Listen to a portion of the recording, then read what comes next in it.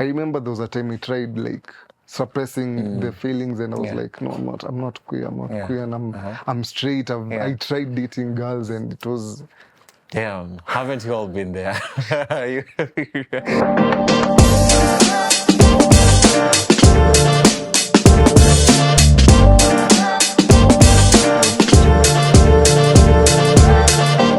Hey guys, welcome back to another episode of Love Matters Podcast. I am your host, Troy Lakeo.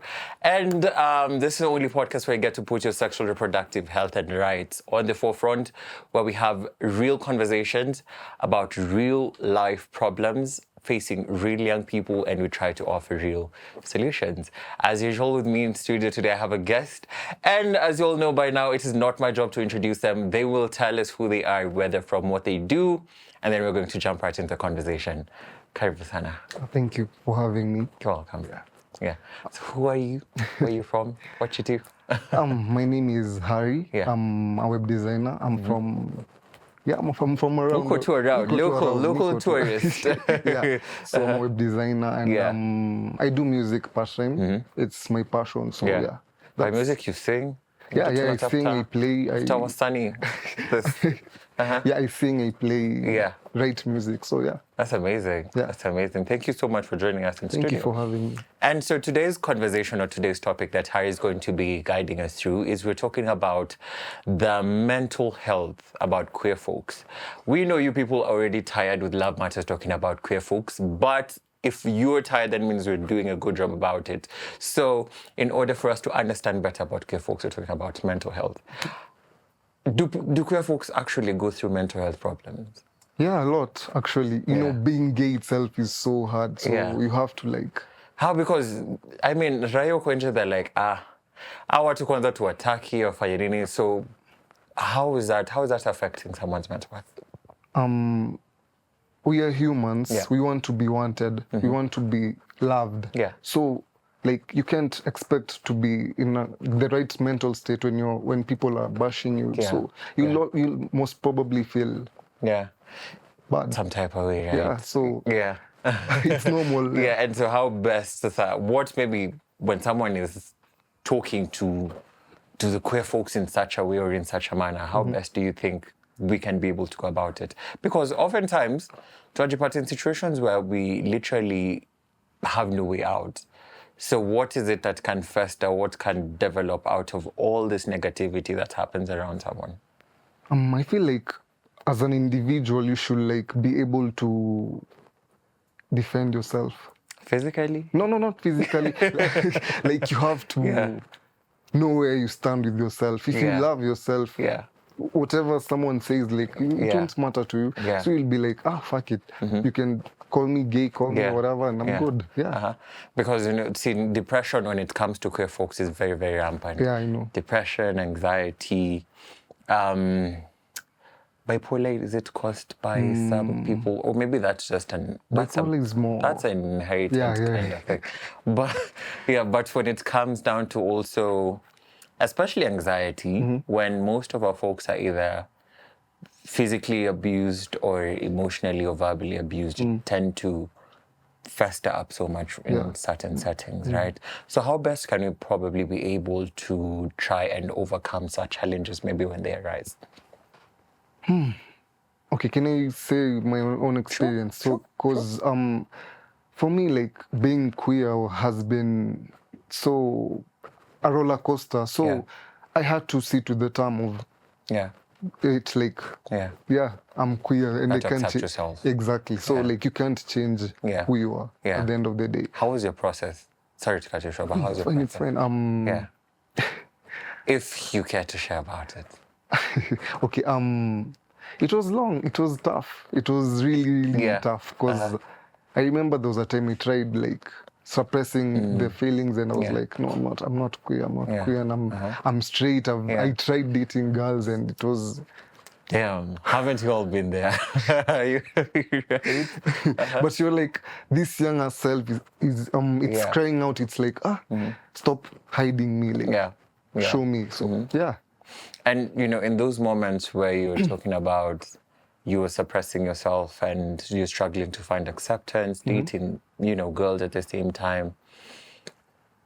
most people tend to enforce that on queer people. Yeah. Right? A lot. Especially parents or relatives or family members. Did you face that? Yeah. Your mom is like, mbona hujaileta girlfriend kwa nyumba? Yeah. So we're like, eh? So you have like some chick friends to like cover up for all that. So you have to like, it's a lot. Yeah, but how did that make you feel though?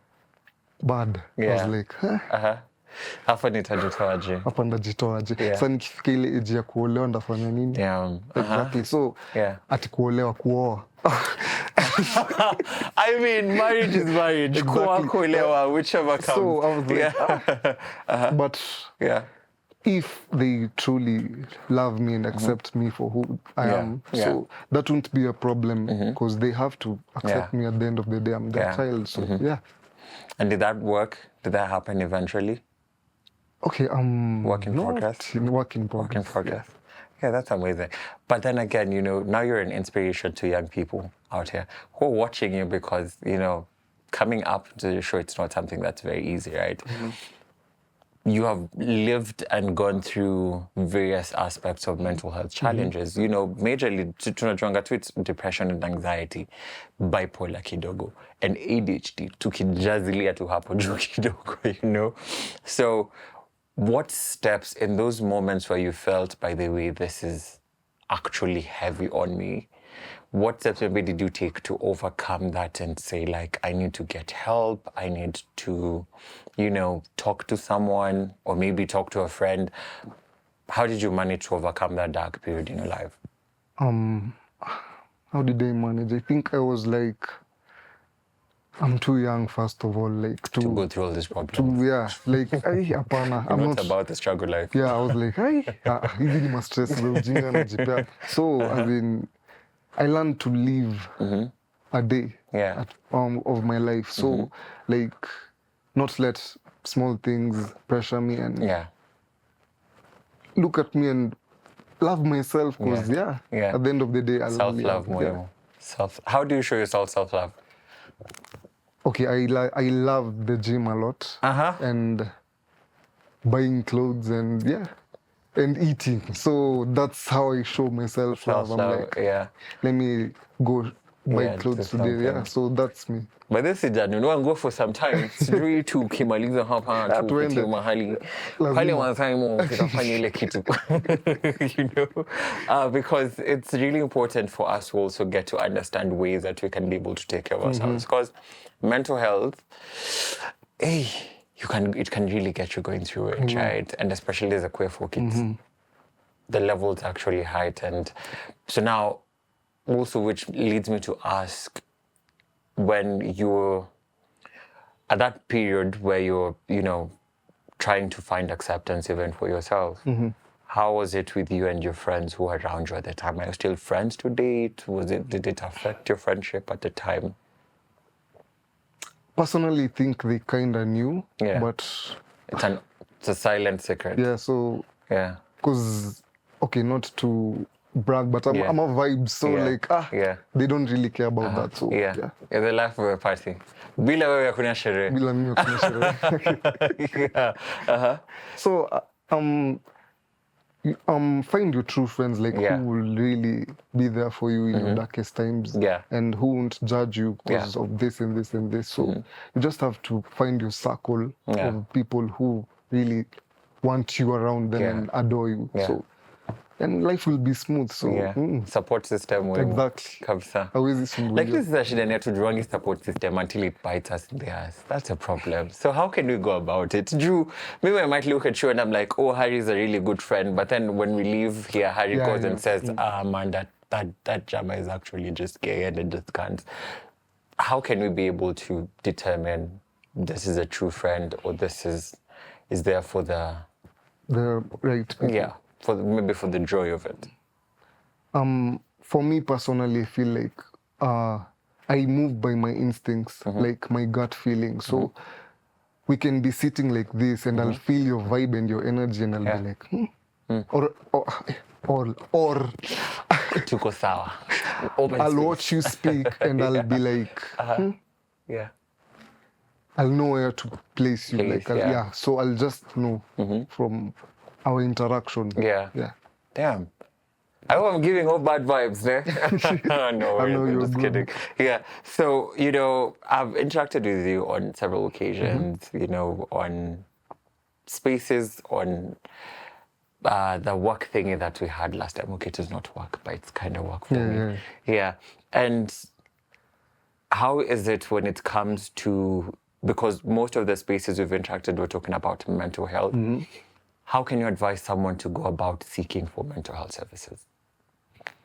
I feel like if you feel you're shitty or your mind is uko tu vibaya, like you should take it upon yourself, like to get help, because at the end of the day you'll feel you'd want and your thoughts will kill you. Yeah. So literally, if you can't like go find help, you'll die. Yeah. Seeking help is money. Ni muhimu sana. Muhimu, like lazima utafute help, because as an overthinker. Oh, you overthink?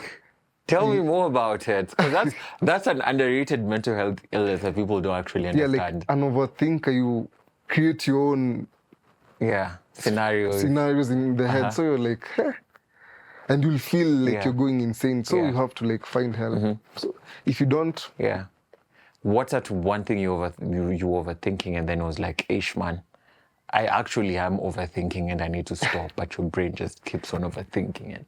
I used to, like, when the place I used to stay in, I felt like people were judging me because of tattoos. Yeah, tattoos and stuff. And so I was like, nikitoka, I was very self-conscious and the anxiety was just kicking in so much. The worst, literally. But I kind of created something in my mind to be like, they're looking at me because they're adoring me. Yeah. I look hot. So change mindset. You have to like change your mindset and stop overthinking. And because utafanya nini ukiendelea overthinking? Always fanya kitu. Lazima move with life. So yeah. And when it comes down to, making sure that telling yourself that they're not looking at me maybe because or my tattoos or anything, but because in a cafe, which is actually a really nice thing to do, Have you ever had any other scenarios that maybe have had similar experiences where you're going through a mental health challenge, but then again, you take it as you're trying it to become something positive to you to help you cope? Yeah, I have. When I was performing a while back. Yeah. Stage fright? Yeah. I've performed Alchemist, singing. So I've also done theater stuff. Yeah. So I had like a crazy stage fright. I was like, there was a time I had to say a line, then I forgot literally, and I was closing the show.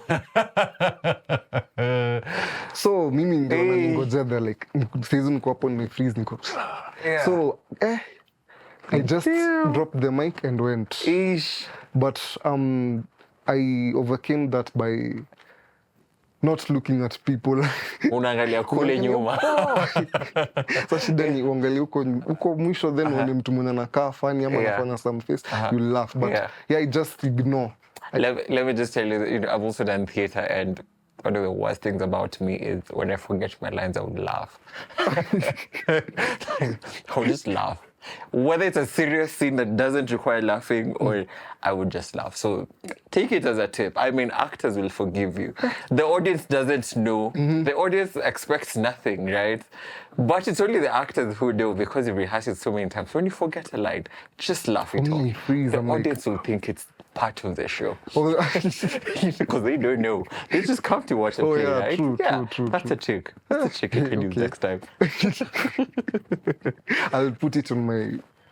Awesome. And, when you're coming now to the close of the conversation, right?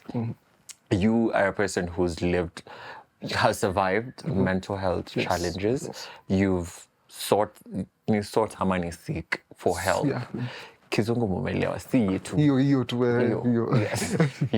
You've hey, patad, umepata usaidizi. Umelewa hiyo for mental health challenges and you've overcome mental health challenges. Or maybe can you tell that one person who's still struggling, as a queer person still struggling with mental health challenges, what can they do? What I can say is, first of all, you have to love yourself, like, unconditionally, because you will face a lot of shitty people, humans, and you have to know your value. You have to know yourself, and you have to know when to seek help, because at the end of the day, you only have you. Your parents already live their life. Your friends have their life, so it's all up to you, like, to seek the help you need, and you'll be okay. And yeah, don't overthink. Just be free with yourself. Everything will align in your life, and yeah. There you have it. There is no shame in seeking help when it comes to mental health support. And there is mental health support for you, whether you're a queer person, whether you're a hetero person. And here at Love Matters, we want to ensure that everyone gets to live a fulfilled life, all part of the sexual and reproductive health and rights. So if you're going through any mental health challenges, please do feel free to reach out, and we're going to try and help you in the best possible way that we can. And with that, that's the end of today's episode. That's all we had in store for you today. My name is Joel Okayo. Be sure to, my lord, be sure to follow our social media pages. That is Love Matters Africa or Love Matters Kenya on all social media platforms. To Kwadi LinkedIn, not the TikTok. TikTok is the newest baby in town. So be sure to follow our TikTok page as well, where we'll be posting such content on our pages. So until next time, goodbye, koheri, adios, and obrigada. Ciao. Love Matters. Open, honest, sex friendly.